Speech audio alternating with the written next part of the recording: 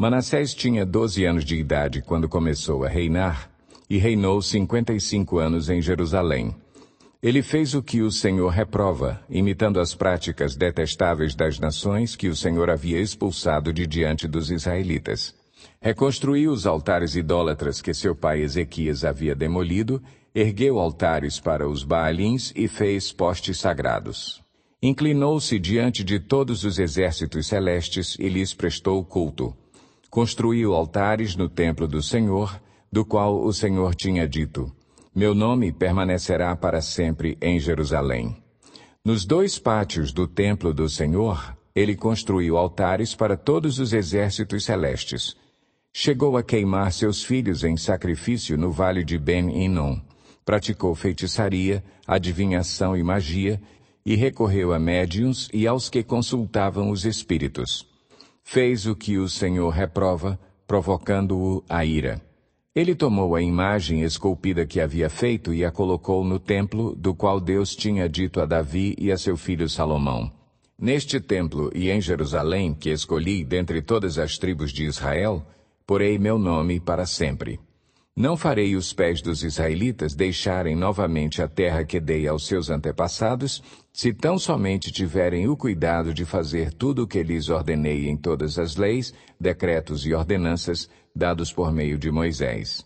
Manassés, porém, desencaminhou Judá e o povo de Jerusalém, ao ponto de fazerem pior do que as nações que o Senhor havia destruído diante dos israelitas. O Senhor falou a Manassés e a seu povo, mas não lhe deram atenção.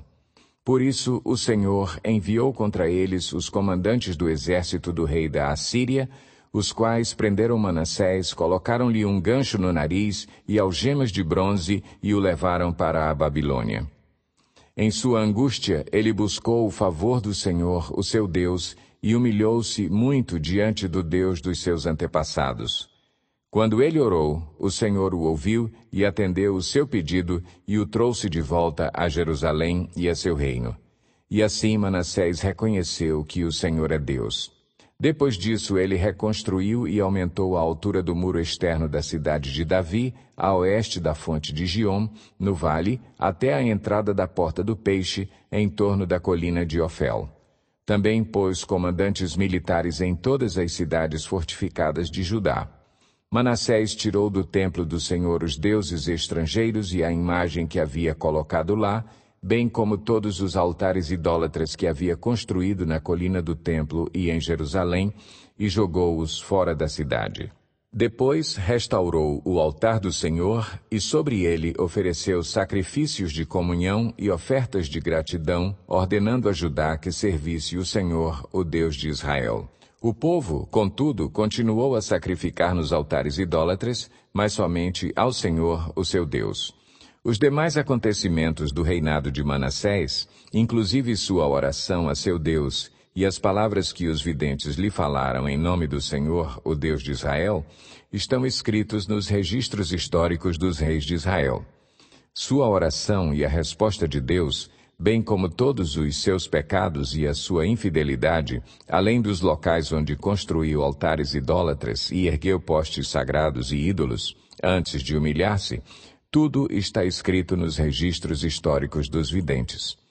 Manassés descansou com os seus antepassados e foi sepultado em sua propriedade. E seu filho Amon foi o seu sucessor. Amon tinha 22 anos de idade quando começou a reinar e reinou 2 anos em Jerusalém. Ele fez o que o Senhor reprova, à semelhança de seu pai. Amon prestou culto e ofereceu sacrifícios a todos os ídolos que Manassés havia feito. Mas, ao contrário de seu pai Manassés, não se humilhou diante do Senhor. Antes, aumentou a sua culpa. Os oficiais de Amon conspiraram contra ele e o assassinaram em seu palácio. Mas o povo matou todos os que haviam conspirado contra o rei Amon e proclamou seu filho Josias rei em seu lugar.